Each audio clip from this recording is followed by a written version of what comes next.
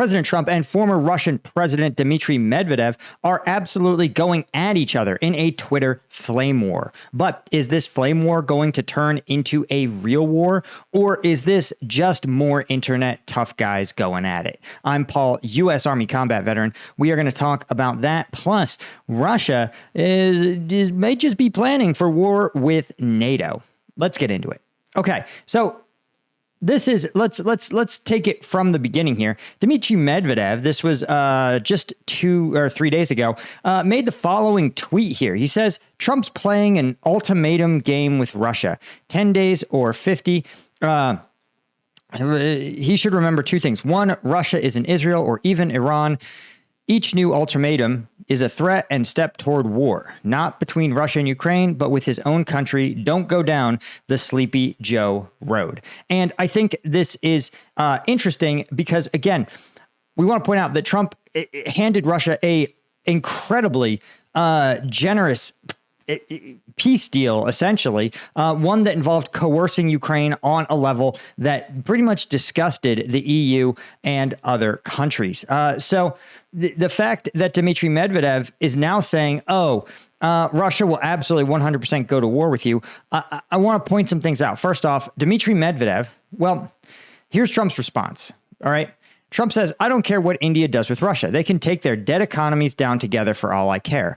We have done very little business with India. Their tariffs are too high, among the highest in the world. Likewise, Russia and the USA do almost no business together. Let's keep it that way. And tell Medvedev, the failed former president of Russia, who still thinks he's president, to watch his words. He's entering very dangerous territory.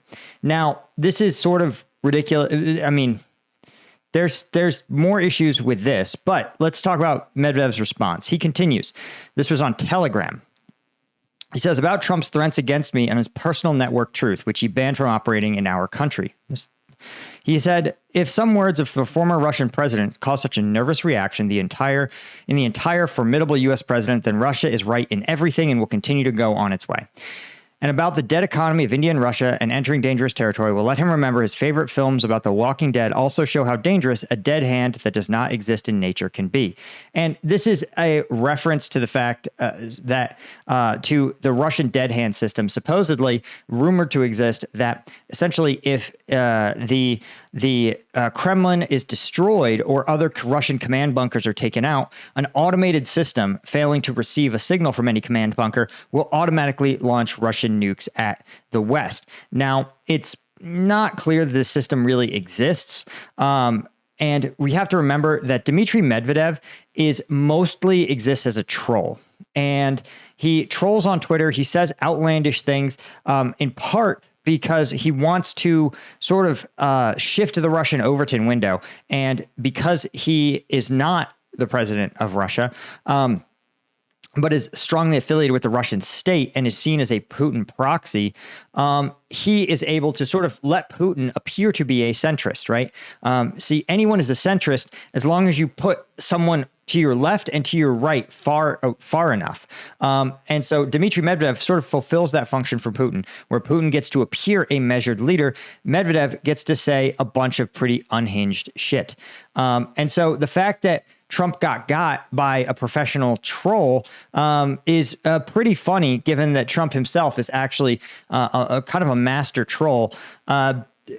What's also funny about this is that Medvedev, well, he claimed the failed former president of Russia just misunderstands the performative nature of the Russian electoral system. See, Medvedev was the president of Russia, but only on a technicality, because, again, Vladimir Putin is the one who actually has control of the Russian state. But Vladimir Putin maintains the performance of complying with the law. And the Russian law at the time said that you couldn't be president for too long. So Medvedev actually was tagged to serve a term as president of Russia, while Vladimir Putin technically pulled back and was merely, I think, prime minister or some other sort of ceremonial chief of state. But it was eminently clear, even to most Russians, that Vladimir Putin remained firmly in charge. And in fact, Medvedev altered the constitution to allow Vladimir Putin to return and remain as president indefinitely.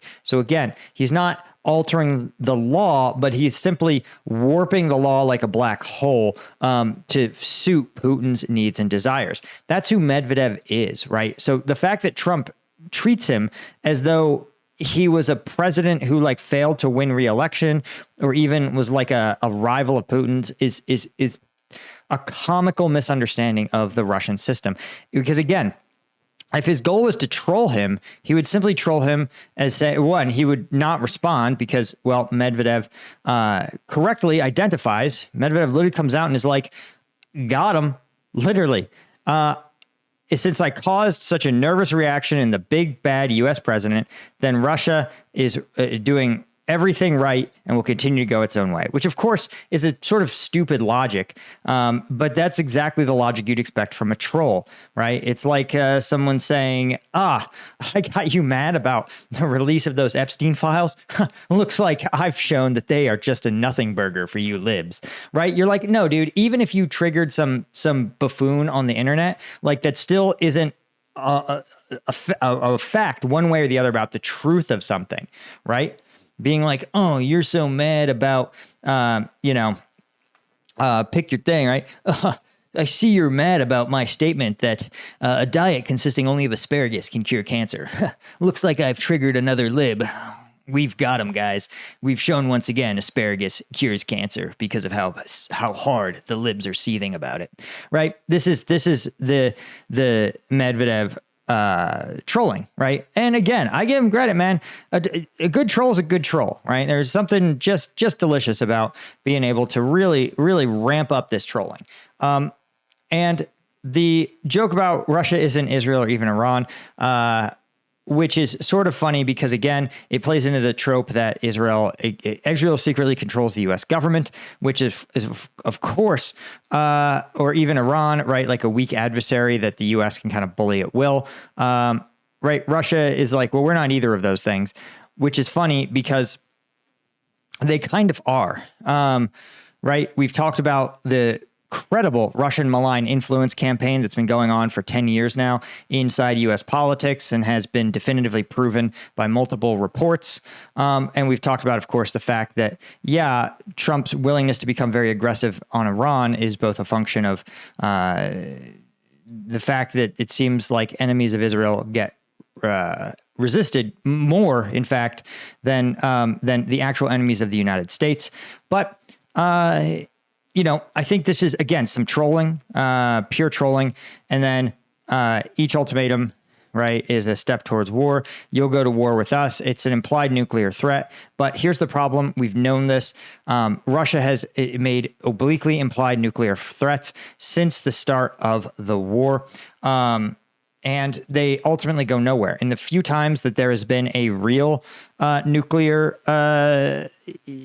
like a real threat of collision between the two countries, the Russian Secretary of Defense has picked up the phone and called the U.S. Secretary of Defense directly. This was under the Biden administration, so it's likely they called Lloyd Austin because he was seen as the most competent national security person below the president. But they went direct and they very measured. We're like, hey, Secretary of Defense, this is the Russian Minister of Defense. We heard a rumor that you or one of your allies is going to be doing thing X. If thing X happens, we will have to retaliate. So you just have to tell them, you or your allies or whoever's running this, that if this happens, this is beyond the pale. And again, the U.S. not only received that message, but then actually put out a press release saying, hey, they called us. We heard them. We took responses. We took it seriously. And so that sends a message to Russia. Hey, in the future, if you need to actually deconflict, you use this line, which the fact that there is a reliable deconfliction method for preventing nuclear war says that threatening nuclear war on Twitter is not how we're going to accidentally get into nuclear war. Does that make sense? Again, if Russia was committed to using nukes, right? They would have deployed them when they lost Kharkiv, when they lost Kherson, when the Russian military was seemingly on the brink of defeat in Ukraine. So, but again, for the same reason the U.S. didn't use nuclear weapons in Vietnam or in Korea, or in Iraq and Afghanistan. We literally lost Afghanistan before we lose nuclear weapons. The Soviet Union didn't use nuclear weapons in their loss in Afghanistan. So, countries understand the difference between a war of choice, trying to achieve a limited geopolitical objective, and nuclear weapons, which exist solely for the purpose of deterring another strategic adversary or ensuring the continued existence of your country. Right? That is primarily what they exist to do. So the fact is that Medvedev being like, like obliquely making nuclear threats. Again, there's a way that nuclear threats are communicated, and it's not showing up in some dude's replies, right?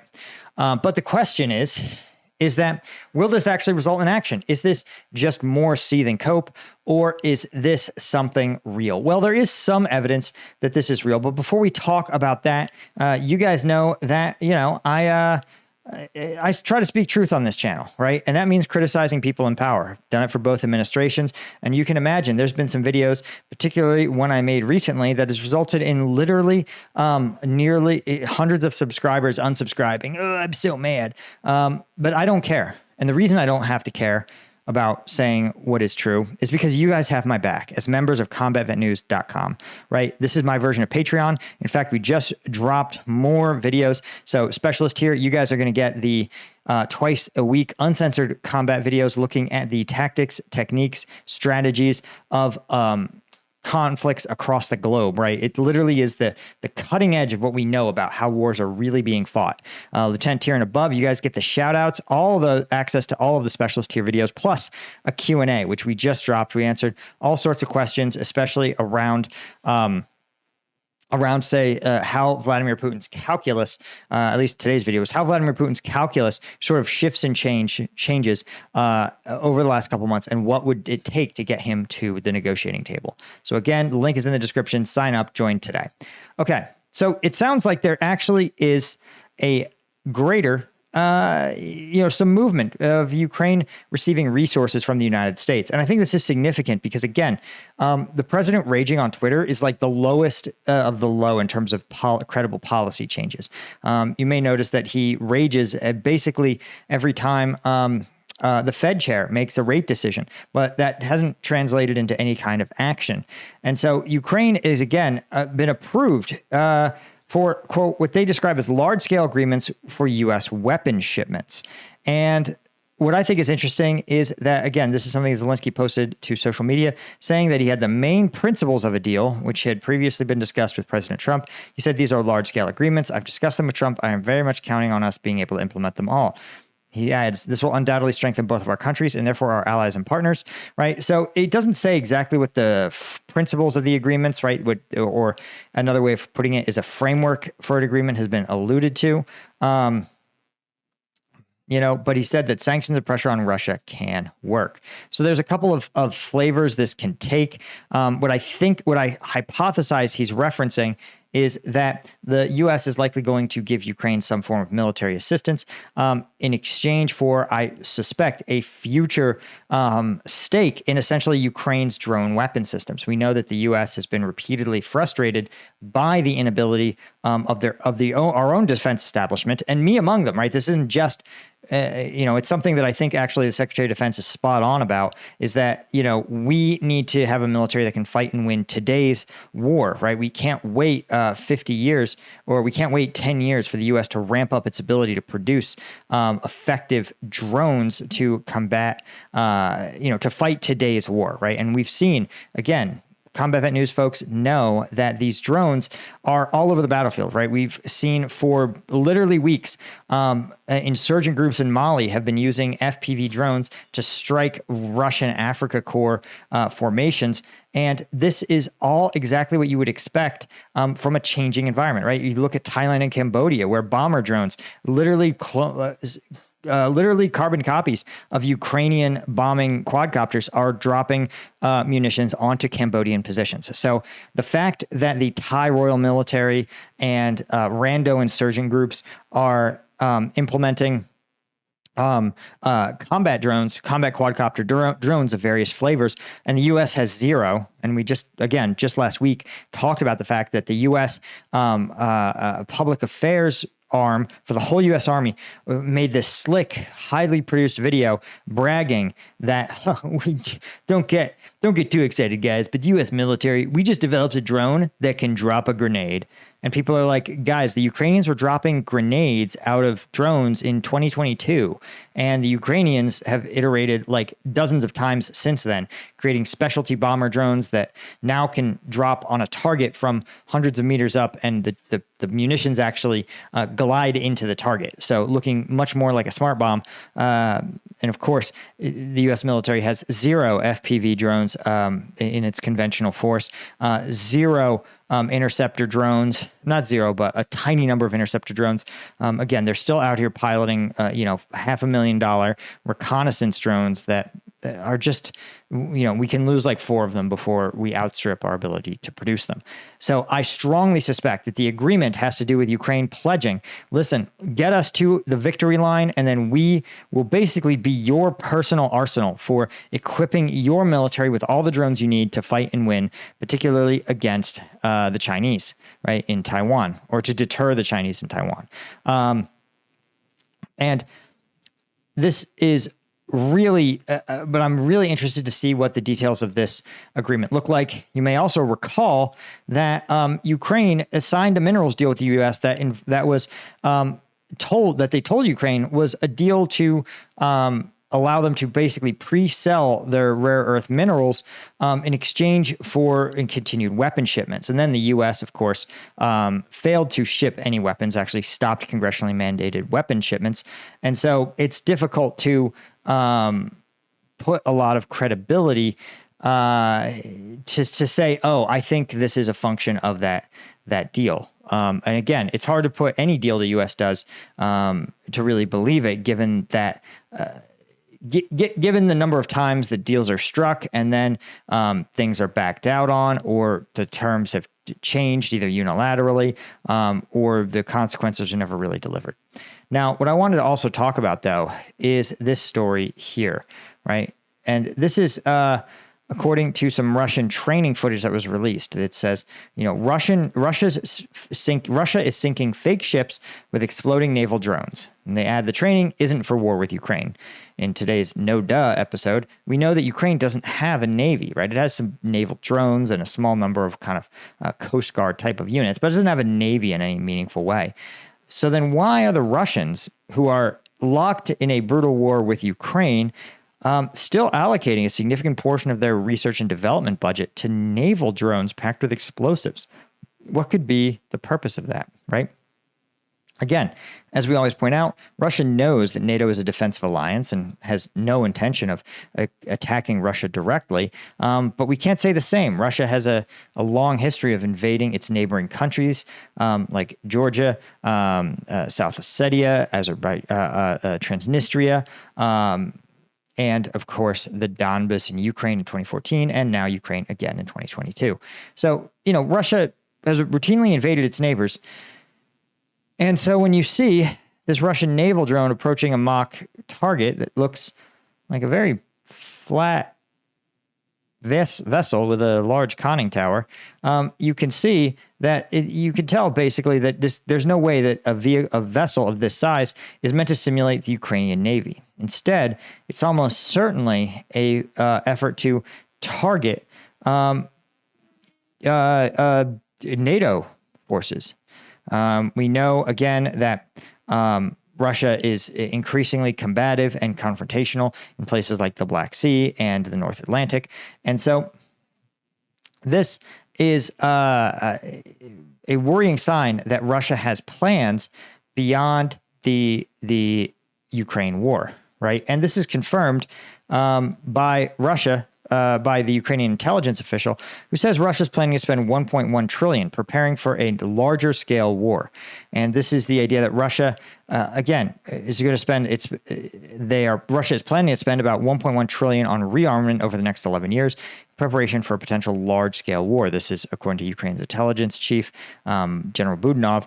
And This includes, of course, he points out, Moscow launching an ambitious weapons development program, mobilizing all sectors of society.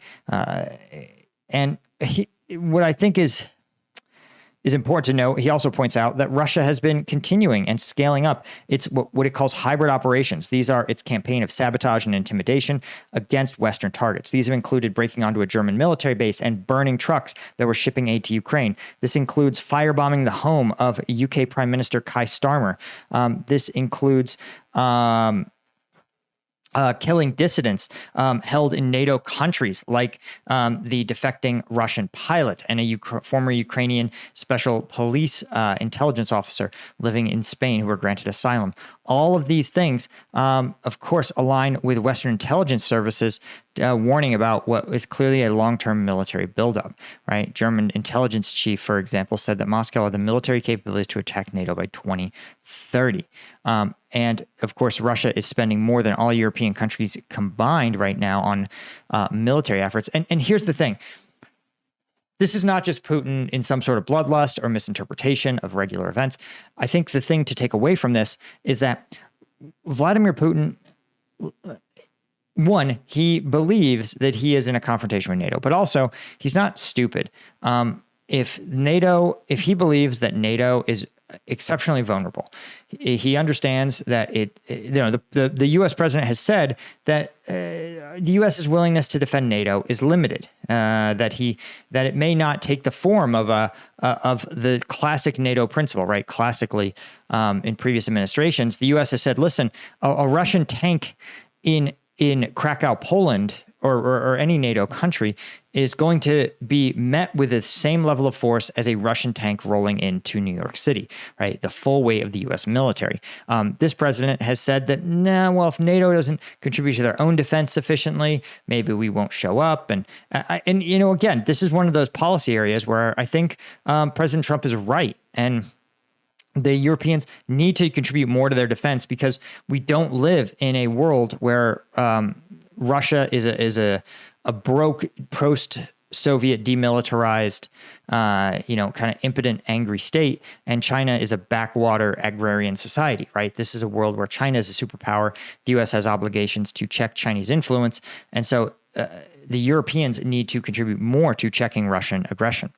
But the problem is that you cannot simply fix a decades of defense industry atrophy, right? The Europeans, since at least the early 90s, simply said, listen, for 30 years, they've said, listen, we don't have to make our own munitions. We don't have to make our own stuff. We can just have a small defense. We can have a small defense budget. We can buy our equipment from the U.S. And that will be sufficient. We won't ever have to worry about how we're going to get 1 million artillery shells or 1,000 Patriot missile batteries. They say the United States will give it to us. We'll just count on them. And just like if you didn't work out for 30 years, you cannot sign up for a marathon, and you could not probably even get ready for a marathon or become a power lifter. You couldn't get ready for it in 3 months. You probably couldn't get ready in 6 months. You'd probably need a year, 2 years to go from 30 years of a sedentary lifestyle and ramp up to some sort of athletic event. Well, the same is true of the U.S. or the Europeans and their defense industry, right? They have to learn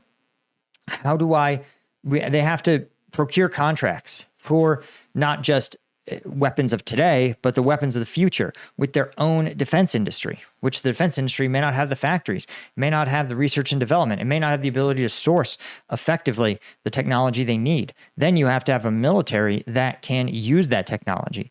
You have to, again, you are 20 years away from a brigade commander. You cannot simply recruit one off the street. You are 20 years away from a senior non-commissioned officer, and these militaries understand that. So you can't simply say, oh, well, we are going to double the number of new recruits we have. It doesn't matter, because if you have the same number of experienced drill sergeants, for example, or other trainers, it doesn't matter how many fresh recruits you bring in. You can only train them at a limited scale. And so that is the problem that these European countries are stuck with. And Vladimir Putin knows this. When asked if they can provide 20,000 peacekeeping troops. By the way, guys, that is 5% of the current number of Russian troops in Ukraine. The European nations collectively said, we cannot do it. We cannot field 20,000 troops into a peacekeeping mission, right? Not a combat zone where there's going to be a lot of losses that have to be replaced.